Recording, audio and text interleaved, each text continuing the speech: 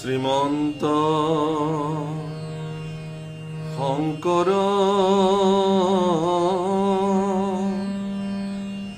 হৰি ভকতৰ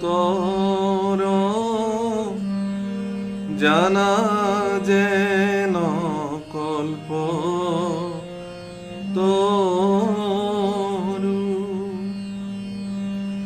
তাহান্ত বিনাই নাহি নাহি নাহি আমাৰ পৰম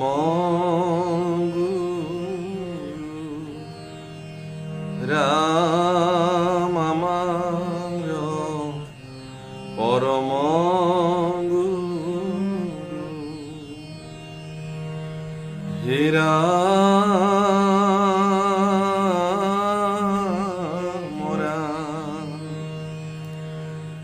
আর নিগদতি সুক শুনা পরীক্ষিত রায় পাছে যেন বুলিলন্ত বিদুরে দুনাই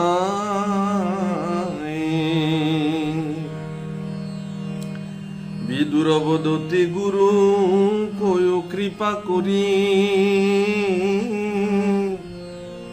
যেবে তৈতে অন্তর্ধ্যান ভৈলা দেব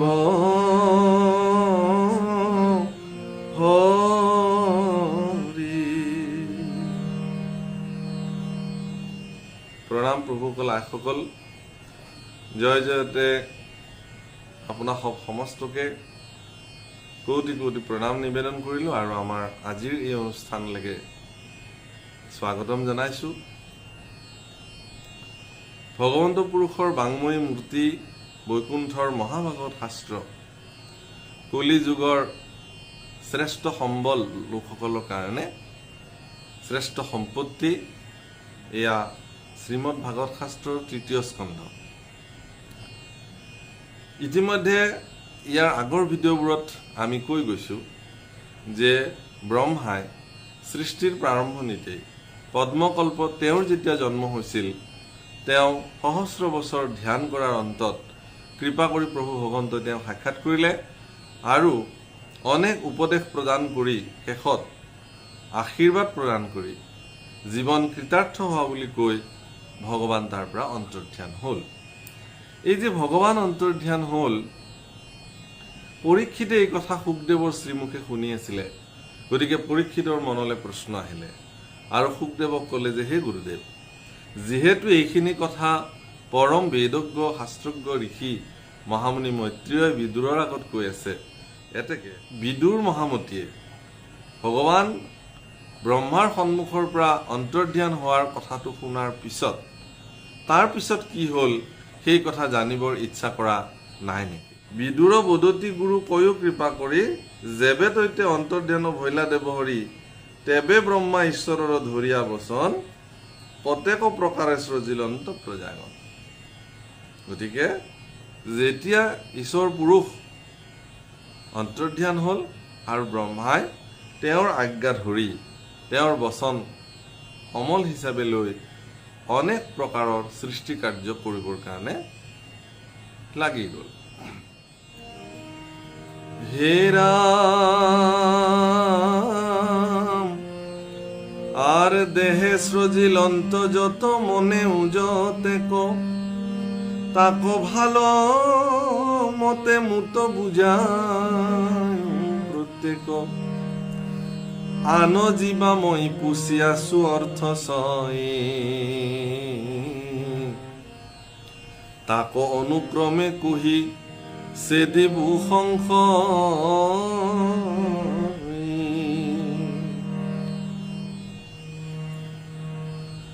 আর ফুকনি গদতি রাজা শুনারঙ্গ মন এমনে বিদুরে যেবে করিলা প্রার্থনা আর শুনি আনন্দিত ভইলা কুশাৰু নন্দন পূৰ্ব প্ৰশ্ন চিত্তে ধৰি বুলিলা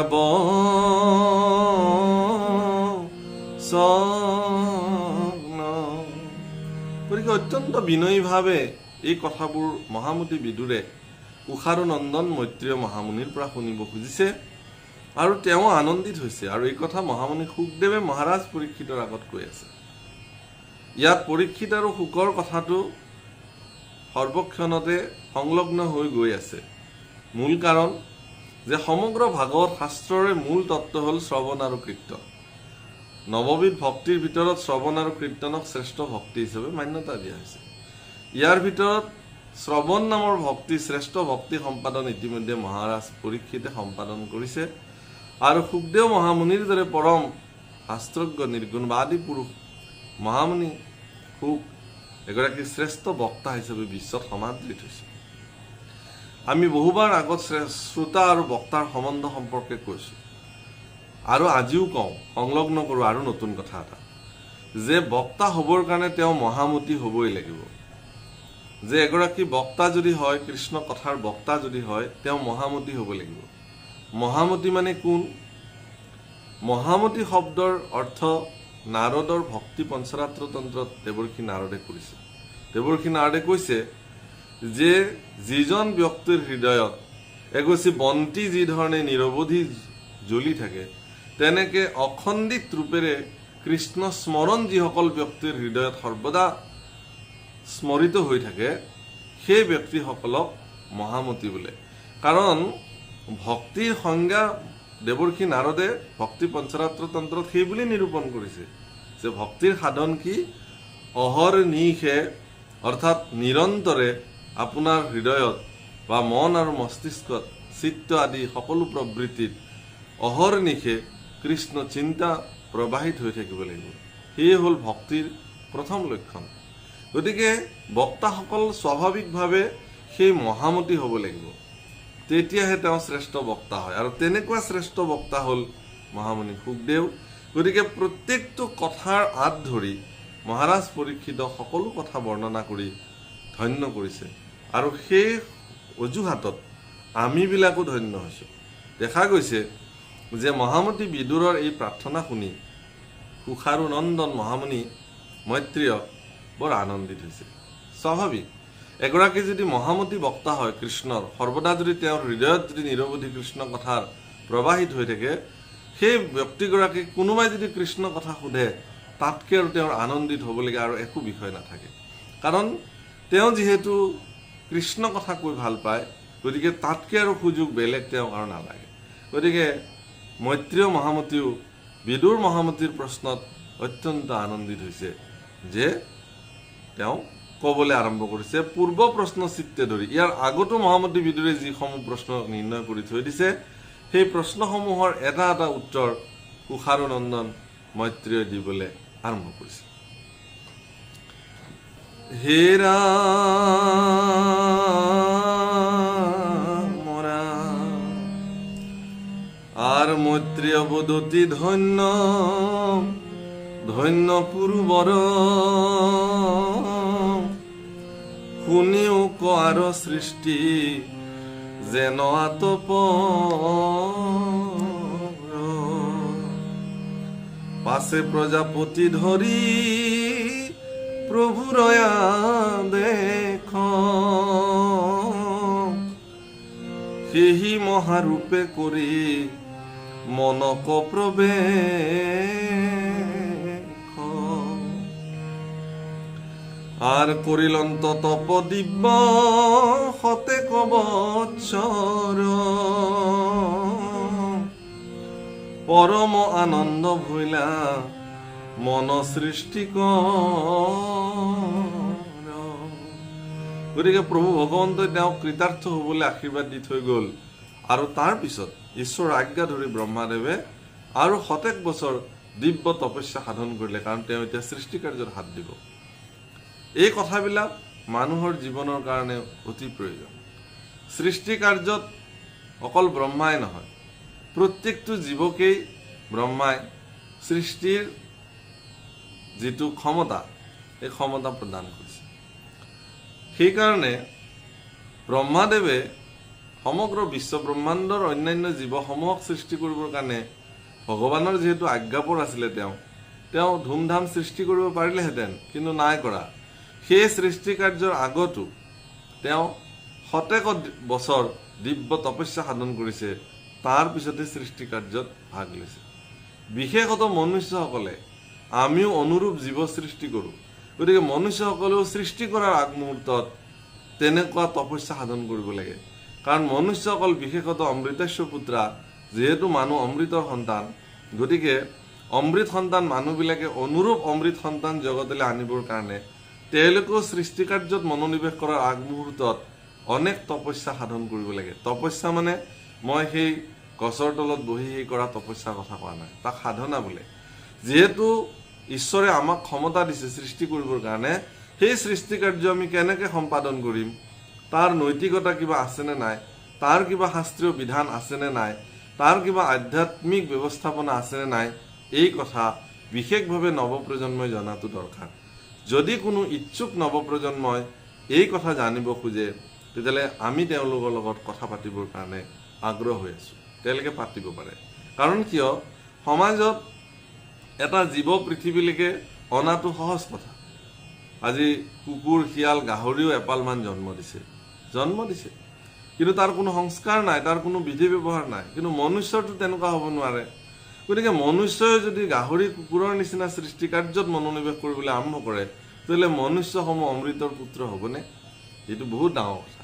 সেইকাৰণে শাস্ত্ৰই এই কথা মানুহক বাৰম্বাৰ কৌশল কৰি শিকাইছে যে মন হুচ, তাকে মনুষ্য বোলে। মনক হুচত ৰাখিব পৰা, সংযমী হিচাপে ৰাখিব পৰা এজন সংযমী ব্যক্তিয়ে জীৱনত সকলো প্ৰকাৰৰ সাধনা বা তপস্যা তেওঁ সাধন কৰিব পাৰে। সেইকাৰণে তেওঁলোকে এই কথাটো ইয়াত যে ক'লে যে ব্ৰহ্মায়ো সৃষ্টিৰ আগত শতেক দিব্য বছৰ তেওঁ সাধনাত বহিছে, তাৰ পিছতে সৃষ্টি কৰিছে, সেয়া আমাৰ কাৰণে এই কথা কৈ গৈছে। হে ৰাম পাছে তপহন্তে উঠিল অন্ত ব্ৰহ্মাতয়ে, প্ৰলয়ৰ বায়ু যেন পদ্ম কাম্পয়ে, তপস্যাৰ ফলে ব্ৰহ্মা জাজ্জল্য সমান, জলে সমন্বিতে বায়ু কৰিল অন্তপান। তেওঁৰ মনত আনন্দ আহিল। প্ৰথম কথা, তপস্যা কৰোঁতে কৰোঁতে সৃষ্টিকৰ্তা ব্ৰহ্মাৰ মন আনন্দৰে ভৰি পৰিলে।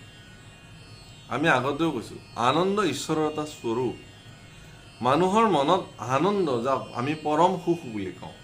গতিকে পৰম সুখ বা আনন্দ যদি কাৰোবাৰ জীৱনত প্ৰাপ্ত হ'ল, কেনেবাকৈ জানিব যে তেওঁ ঈশ্বৰ প্ৰাপ্তি হ'ল। গতিকে ব্ৰহ্মাৰ শতেক বছৰ তপস্যা, দিব্য তপস্যা সাধন কৰাৰ পিছত মন আনন্দৰে ভৰি পৰিল, আৰু তেওঁ দেখিলে যে প্ৰলয়ৰ বায়ুত তেওঁ বহি থকা পদ্মফুল কঁপিবলৈ ধৰিলে, আৰু তেওঁ জাজ্জল্যমান অৱস্থাত তপস্যাৰ সাধনাৰে ব্ৰহ্মা জাজ্জল্যমান অৱস্থাত থাকিলে, আৰু বায়ু জলসমূহ সাধনাৰ বলেৰে তেওঁ সকলো পান কৰি পেলালে। আর জল ঘুচিলন্ত পদ্ম ভৈলে প্রকাশ, আর দেখিয়া ব্রহ্মার মনে মিলিল উল্লাস, আকাশত ব্যাপী আছে বৃহৎ কমল, এই তিনি লোকক কম্পিব কৌতূহল, এই মনে চিন্তি পাছে পদ্মকুশে বখি, তাতে তিনি লোক বিভাগিলা মহাযোগী। গতিকে পদ্মৰ কুশতে বহি ব্ৰহ্মাই তিনি লোক তাতে বিভাজন কৰি পেলালে। মহাযশস্বী ব্ৰহ্মাদেৱে এই কৰ্ম সাধন কৰিলে। আৰ অধিক নকৰি বিভাগিলা তিনি লোক, আর হেতু করু কুরু বর্জ শুনিয়ক, আর জাত তিনি লোক প্রতিদিনে নাশ হয়, এই হেতু আক মাত্র সৃজিবে লাগ। ইয়াৰ কাৰণ মই কওঁ বিদুৰ তোমাক, কিয় ব্ৰহ্মাই তিনি লোক সৃষ্টি কৰিলে। কাৰণ সেই তিনি লোক ব্ৰহ্মাৰ প্ৰতিদিনত ৰাতিপুৱাই সৃষ্টি হয়, আকৌ ৰাতি সেইখিনি প্ৰলয় হয়। সদায় সেইটোৱে কাম ব্ৰহ্মাৰ। পুৱা উঠি ব্ৰহ্মাই সৃষ্টি তিনি লোক সৃজন কৰে, আকৌ ৰাতি হলে সেইখিনি সংহৰণ হয়। এই ব্ৰহ্মাৰ কাম। আৰু ইহাৰ ওপৰে যিটো লোক চাৰিখান, ব্ৰহ্মাৰ বয়স মানে থাকে বিদ্যমান। আৰু ব্ৰহ্মাৰ সম্পূৰ্ণ আয়ু ভৈলে যেবে ক্ষয়, সমস্ত লোকক তেবে কালে বিনাশয়। গতিকে এই তিনি লোক নিত্য প্ৰলয় হয় সদায় সদায়। আৰু ইয়াৰ ওপৰত থকা যি চাৰিখন লোক আছে, সেই চাৰিখন লোক ব্ৰহ্মাৰ যিমান আয়ুস কাল সিমান দিন সেই চাৰিখন লোক স্থিতি হৈ থাকে। ৰাম কালৰ মহিমা শুনি বিদুৰ মহন্ত, আর তাক জানিবাক প্রতি কোনো পুছিল।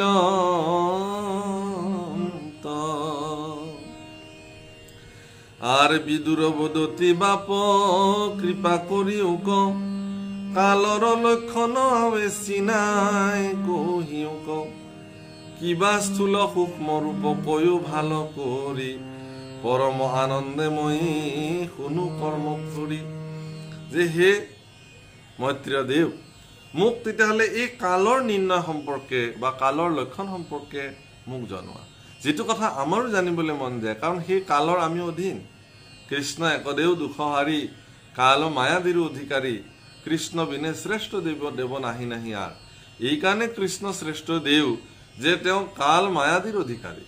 গতিকে কৃষ্ণ ব্যতিৰেকে ব্ৰহ্মা আদি কৰি সমস্ত কাল মায়া আদিত তেওঁলোক সোমাই আছে, তাৰ মাজত তেওঁলোক অধীন হৈ আছে কাল মায়া আদিৰ। আমিবিলাকো অধীন, যিহেতু আমি কালৰ অধীন হৈ জীৱন নিৰ্বাহ কৰিছোঁ। গতিকে এই কাল সম্পৰ্কেনো কি সেয়া জানিবলৈ বিদুৰৰ মন গ'ল, আৰু সেইকাৰণে তেওঁ প্ৰশ্ন কৰিছে। আর মৈত্রীয় বদতি শুনা বেশর নন্দন, কালর লক্ষণ কহু শুনায়ে কম। আর ইদানিক কাল মায়া সংক্ষেপী কহিব, 500 অধ্যায়ত প্ৰপন চিয়া নিৰূপী। ঠিক আছে হে বিদুৰ, তুমি যেহেতু জানিব খুজিছা, মই কিন্তু ইয়াত তোমাক কাল সম্পৰ্কে চমুকে কম, কিন্তু তাত মই প্ৰপঞ্চিত ৰূপেৰে কালৰ বৰ্ণনা কৰিম। আৰ পৰিমাণ কৰে যিটো মহতাদি তত্ত্ব, তাক কাল বোলে কহে সমস্ত শাস্ত্ৰত। আৰ সেই কালে কৰে ত্ৰিবিধ প্ৰলয়, নিত্য নৈমিত্তিক আৰু প্ৰাকৃত বুলি কয়। আর কালে গুণে থাকি 10বিধ সৃষ্টি হয়, তাকে ভিন্নে ভিন্নে কহু শুনা মহাশয়।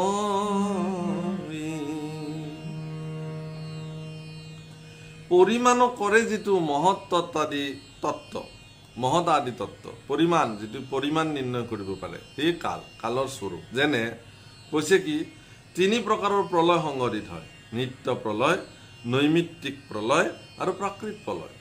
গতিকে আমি যি প্ৰলয়ৰ কথা কৈ আছো, ইয়াৰ নিত্য প্ৰলয় এবিধ আছে, নৈমিত্তিক প্ৰলয় এবিধ আছে, আৰু প্ৰাকৃত প্ৰলয় আছে। এই 3 প্ৰকাৰ প্ৰলয় কালে সংঘটিত কৰে, কালৰ সেয়া কাম। কালে গুণে থাকি 10বিধ সৃষ্টি হয়, কালে গুণৰ লগত থাকি 10বিধ সৃষ্টি সাধন কৰে।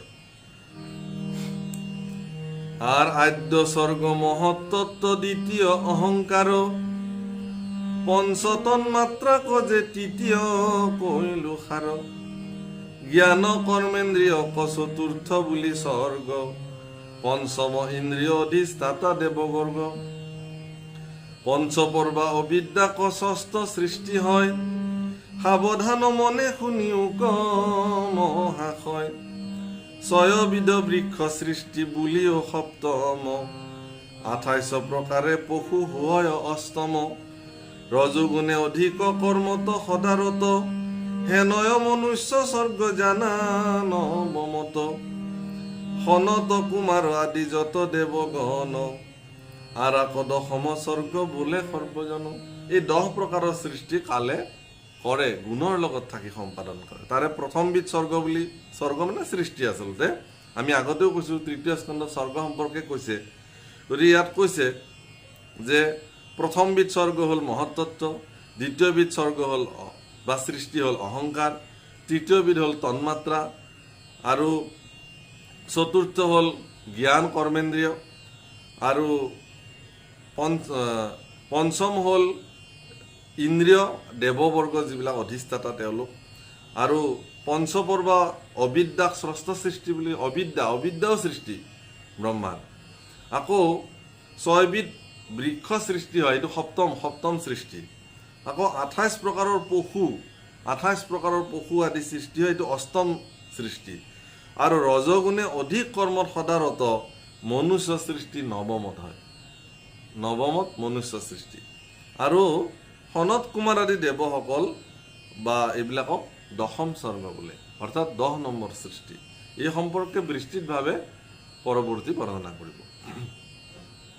আর এই 10বিধ সৃষ্টি কহিলু তোমাত, সবা কোচ জিলা ব্রহ্মা কহিলু সাক্ষাৎ।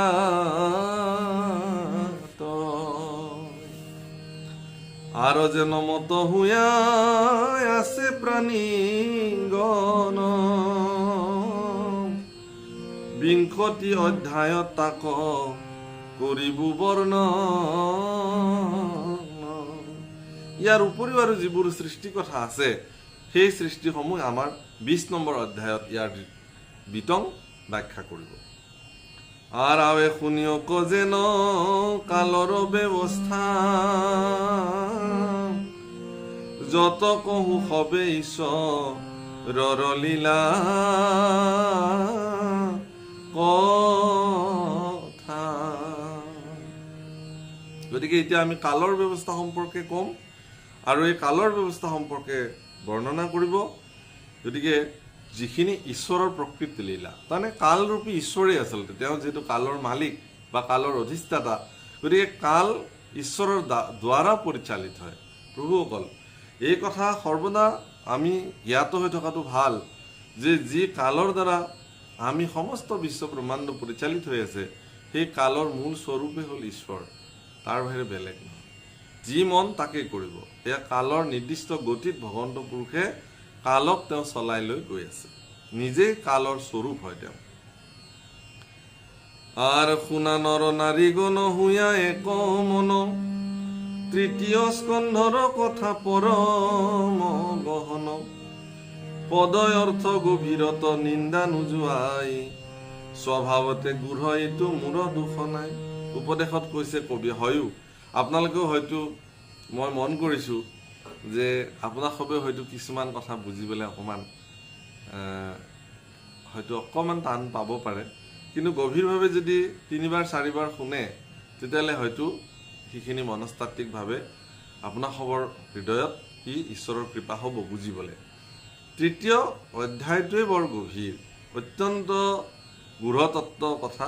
সেইকাৰণে পদ অৰ্থ গম্ভীৰত নিন্দা নোযোৱাই, কোনোবাই বুজি নাপালে যে নিন্দা নকৰে, কাৰণ কবিও কৈছে এই কথাটো। স্বভাৱতে গূঢ় এইটো মূৰ দুখ নাই, স্বভাৱতে গূঢ় কিছুমান কথা অত্যন্ত চমুৱাই ক'বলগীয়া হৈছে, যিটো কথা বিস্তৃত কৰিব নোৱাৰে, তেনেকেই ক'ব লাগিব। তাক আৰু অন্য ধৰণে বুজোৱাৰ কোনো ব্যৱস্থা নাই। আপোনাৰ অনুভৱত হৃদয়ত যি বুজিব সৃষ্টি, সেই মই 2টা উদাহৰণ দিছোঁ আপোনালোকক, যে সৃষ্টি ব্ৰহ্মাই কৰিছে আৰু আমিও কৰোঁ। পাৰ্থক্য তাতেই যে ব্ৰহ্মাই তপস্যা সাধনৰ মাৰ্গেৰে সৃষ্টি কৰিছিল আৰু আমাৰ কোনো সাধনা নাই। এই কথাটো বহুত গুৰুত্বপূৰ্ণ কথা। আৰ কিন্তু আৰু শ্ৰৱণত আছে মহাফল, অল্পকালে পাইবা কৃষ্ণ চৰণ কমল। কিন্তু এই শ্ৰৱণত মহাফল আছে। তৃতীয় স্কন্ধ শ্ৰৱণ কৰাটো পৰম সৌভাগ্য। তৃতীয় স্কন্ধ একাদিক্ৰমে যিসকলে জীৱনত শ্ৰৱণ কৰিব, তেওঁ অপ্ৰয়াসে অল্পকালে কৃষ্ণৰ চৰণ কমল দৰ্শন পাব বুলি উপদেশত বৰ্ণন কৰিছে। ভাগৱতৰ উপদেশে কৈছে, প্ৰভুসকল ইয়াত আৰু কোনো সন্দেহ ৰাখিবলগীয়া নাই, কাৰণ তৃতীয় স্কন্ধ যিহেতু সৃষ্টিতত্ত্ব, গতিকে এই কথা জনাৰ পিছত আপুনি ঈশ্বৰ কৃষ্ণৰ চৰণ লভিবৰ কাৰণে বেছি আৰু টান নহয়। আৰ ভাগবত শাস্ত্ৰ ইটো কৌটি সূৰ্য প্ৰায়, চাপিও সমীপ যাৰ আছে ভাগ্যোদয়, একান্ত সাধুৰ সংগ কৰিয়া যতন, ইটো ভাগৱত শাস্ত্ৰ কৰিও শ্ৰৱণ। গতিকে একান্তভাৱে সাধু সংগ যত্ন কৰক। ভাগৱতৰ শাস্ত্ৰ এইটো কৌটি সূৰ্য সম, গতিকে ইয়াৰ কাষ যিজনে চাপিব তেওঁৰ জীৱনৰ ভাগ্য উদয় হ'ব। কৌটি ভাগৱত শাস্ত্ৰ এইটো কৌটি সূৰ্য প্ৰায়, চাপিও সমীপ যাৰো ভাগ্য আছে উদয়। যাৰ মহাভাগ্য আছে তেওঁহে ভাগৱত সূৰ্যৰ কাষ চাপিব পাৰে। প্ৰভুসকল, আপোনাক সব মহাভাগ্যৱান। আপোনাক সবৰ এই ভাগ্যই ঈশ্বৰ পাত্ৰ হ'বৰ কাৰণে আপোনাক হ'ব উজু হ'ব, আপোনালোকৰ কাৰণে সহজ হ'ব। আৰ একখানি শাস্ত্ৰ মাত্ৰ বুজা নৰগণ, দৈৱকীৰ পুত্ৰে যাক কৰিছা বৰ্ণন, ভোজনীয় দেৱ এক দৈৱকীৰ সুত, তান পাৱে সেৱা মাত্ৰ এক অদ্ভুত, মন্ত্ৰ একে ঈশ্বৰ কৃষ্ণৰ নাম মাত্ৰ, এই মানে শাস্ত্ৰই অৰ্থ কৰি আশ্ৰয়। একখানি শাস্ত্ৰ মাত্ৰ বুজা নৰগণ, দৈৱকীৰ পুত্ৰ যাকে কৰিছো বৰ্ণন। দৈৱকীৰ পুত্ৰই বৰ্ণন কৰা শাস্ত্ৰ গীতা আচলতে, কাৰণ সেই গীতাৰ জৰিয়তে, সেই শাস্ত্ৰৰ জৰিয়তে কৃষ্ণ যে ভজন্য দেও তাক প্ৰমাণিত কৰিছে। পৃথিৱীত কৃষ্ণ ব্যতিৰেকে আৰু অন্য ভজন্য দেও নাই। মানে আপোনালোকক এটা উদাহৰণ দিওঁ, খুব সুন্দৰ। যেতিয়া গজেন্দ্ৰ সৰোবৰত গ্ৰাহৰ লগত যুদ্ধ কৰিছিল, তেতিয়া তেওঁৰ যিবিলাক পুত্ৰ পৰিবাৰ সকলোবিলাক গুচি গৈছিল, যুদ্ধ কৰা নাছিল। তেওঁ অকলে অকলে এই যুদ্ধ সম্পাদন কৰিছিল। কিন্তু এনেকে যুদ্ধ কৰোঁতে কৰোঁতে কৰোঁতে কৰোঁতে যেতিয়া তেওঁ শ্ৰান্ত হ'ল, শ্ৰান্ত হৈলা গজৰাজ যুঁজিতে নপাৰি, তেতিয়া তেওঁৰ পূৰ্ব যুগৰ সংস্কাৰ, পূৰ্ব জন্মৰ সংস্কাৰেৰে কৃষ্ণ যে পৰম ইষ্টদেৱ, তেওঁৰ কথা মনলৈ আহিলে। তেওঁ স্তুতি কৰিছে। শ্ৰীমদ ভাগৱতৰ, সংস্কৃত ভাগৱতত অত্যন্ত সুন্দৰ বৰ্ণনা কৰিছে। গজেন্দ্ৰ স্তুতিত মন কৰিবলগীয়া কথা এই যে গজেন্দ্ৰই যেতিয়া স্তুতি কৰিছে তাত ভগৱানৰ নাম এবাৰো লোৱা নাই। মূল সংস্কৃত ভাগৱতত যিসমূহ শ্লোক আছে তাত ভগৱানৰ নাম এবাৰো নাই। মাত্ৰ কৈছে কি বুলি, যে জগতখন যাৰ দ্বাৰা সৃষ্ট হয় তেওঁ আহি মোক ৰক্ষা কৰক, যে এই অনন্ত কোটি বিশ্ব ব্ৰহ্মাণ্ডৰ যিজন মালিক তেওঁ আহি মোক ৰক্ষা কৰক, সমস্তৰে হৃদয়ত যিজন অন্তৰ্যামী ৰূপে বহি থাকে সেইজন ঈশ্বৰে আহি মোক ৰক্ষা কৰক। অন্যান্য দেৱতাবিলাকৰ নাম লোৱা নাই, কিন্তু অন্যান্য দেৱতাবিলাকে ৰৈ আছে। চবে কৈছে, অন্যান্য যিমান দেৱতা আছে, শিৱ হওক, গণেশ হওক, মানে দুৰ্গা হওক, ইন্দ্ৰ হওক, বায়ু হওক, চবে চাই আছে যে পানীত ডুব যাবলৈ আৰম্ভ হৈছে, কেৱল সুৰডাল ওলাই আছে। গতিকে তেওঁলোকে ভাবি আছে কি, যে আমাকতো কাকো নাম ধৰি মাতা নাই, গতিকে আমি কিয় যাওঁ, আমাক কোনোবাক ক'ব লাগিব, তেওঁ কাক স্তুতি কৰিছে এইবিলাক তেওঁ। কিন্তু ভগৱান আহিছিল, ঈশ্বৰ পুৰুষে আহিছিল। কাৰণটো কি, যে এইটো এটা মানৱীয় দৃষ্টিভংগীৰো কথা। এজন মানুহে যদি বা জীৱ এটা যদি পানীত ডুবি গৈ থাকে, তে আপোনাক নাম ধৰি মাতিলেহে আপুনি তেওঁক ৰক্ষা কৰাৰ ব্যৱস্থা কৰিব নেকি? গতিকে দেৱতাবিলাক কিমান স্বাৰ্থপৰ। সংকট কালতো তেওঁলোকে চাই থাকিব পাৰে জীৱক, যে আমাক মাতক, আমাক নাম ধৰি স্তুতি কৰক, তেতিয়া আমি যাম। কিন্তু ভগৱান আহিছে, সেইকাৰণে ভগৱান সৰ্বযুগৰ সৰ্বজীৱৰ তেওঁ ভজন্য দেৱ। গতিকে ইয়াতো সেই কথাটো কৈছে যে তেওঁ কোনো চোৱা নাই, তেওঁ মাতিছে, দেখিছে যে এটা জীৱ মানে বিপদত পৰিছে, গতিকে তেওঁ স্তুতি কৰি আছে, তেওঁক ৰক্ষা কৰিব লাগে। ভগৱান গুচি আহিছে গৰুড় স্কন্ধে। আর তেবে নিতে বাঢ়ি যাইবে কৃষ্ণর ভকতি, লোভিবা পরমানন্দ এরায়া দুর্গতি, আর কহে মূঢ় গোপাল চরণহীন কাম, সর্বজনে মুখে ভুরি বোলা রাম, ৰাম। হে প্ৰভুসকল, আইসকল, ইয়াৰ পৰৱৰ্তী কালৰ তত্ত্ব নিৰ্ণয় স্বয়ং বিদুৰৰ সন্মুখত মৈত্ৰীয়ৰ দৰে মহাপণ্ডিত এগৰাকীয়ে কালৰ তত্ত্ব নিৰ্ণয় কৰিব। আমি সেয়া আনন্দৰে শ্ৰৱণ কৰিম। আপোনাসৱক ভগৱন্ত পুৰুষে কল্যাণে ৰাখক, কুশলে ৰাখক, সৰ্বতো প্ৰকাৰৰ মংগল হওক। আপোনাসৱৰ সতী সন্ততিৰ শুভ দিন, জন্মদিনৰ কাৰণে জনোৱা প্ৰাৰ্থনা ভগৱন্তৰ ওচৰত নিবেদন কৰা হৈছে। তেওঁলোকো কুশলে থাকক। সমস্ত জীৱ জগতৰ কল্যাণ প্ৰাৰ্থনাৰে আজিৰ বাণী ইমানতে বিৰাম দিয়া হৈছে। কৃষ্ণ।